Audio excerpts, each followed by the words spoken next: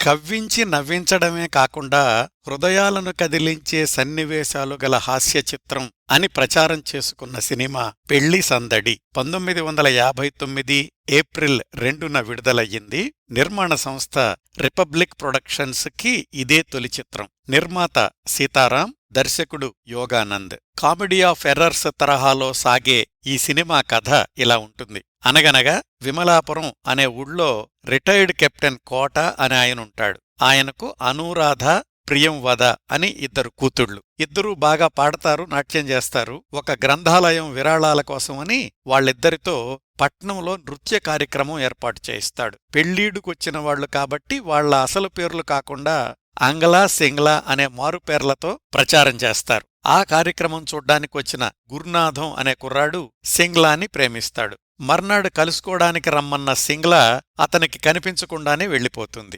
గురునాథం తండ్రి గురునాథాన్ని పెళ్లిచూపులకు విమలాపురం కెప్టెన్ కోట ఇంటికి వెళ్లి రమ్మంటాడు. వాళ్లమ్మాయే సింగ్లా అని తెలియని గురునాథం ఆ సంబంధం తప్పించుకోవడానికి మిత్రుడు వాసుని తన పేరుతో విమలాపురం పంపిస్తాడు. వాసు కెప్టెన్ కోట ఇంట్లో తిష్టవేసి వాళ్ల పెద్దమ్మాయితో ప్రేమలో పడతాడు. కెప్టెన్ కోట గురునాథం తండ్రికి మీ అబ్బాయి మా ఇంట్లోనే ఉన్నాడని టెలిగ్రామ్ ఇస్తాడు. గురునాథం తండ్రికి అంతా గందరగోళంగా ఉంటుంది. ఇక్కడ్నుంచి కథ రకరకాల మలుపులు తిరుగుతుంది. అనూరాధ, వాసులకు రహస్య నేపథ్యాలుంటాయి. చివరికి వాసుకి, అనూరాధకి, గురునాథంకి, ప్రియంవదకి పెళ్లిళ్లవడంతో ఈ గందరగోళ కథ ఒక కొలిక్కి వస్తుంది. కథ, పాటలు సముద్రాల జూనియర్ రాస్తే, మాటలు సముద్రాల జూనియర్, యోగానంద్, సీతారాం రాశారు. సంగీతం ఘట్టసాల.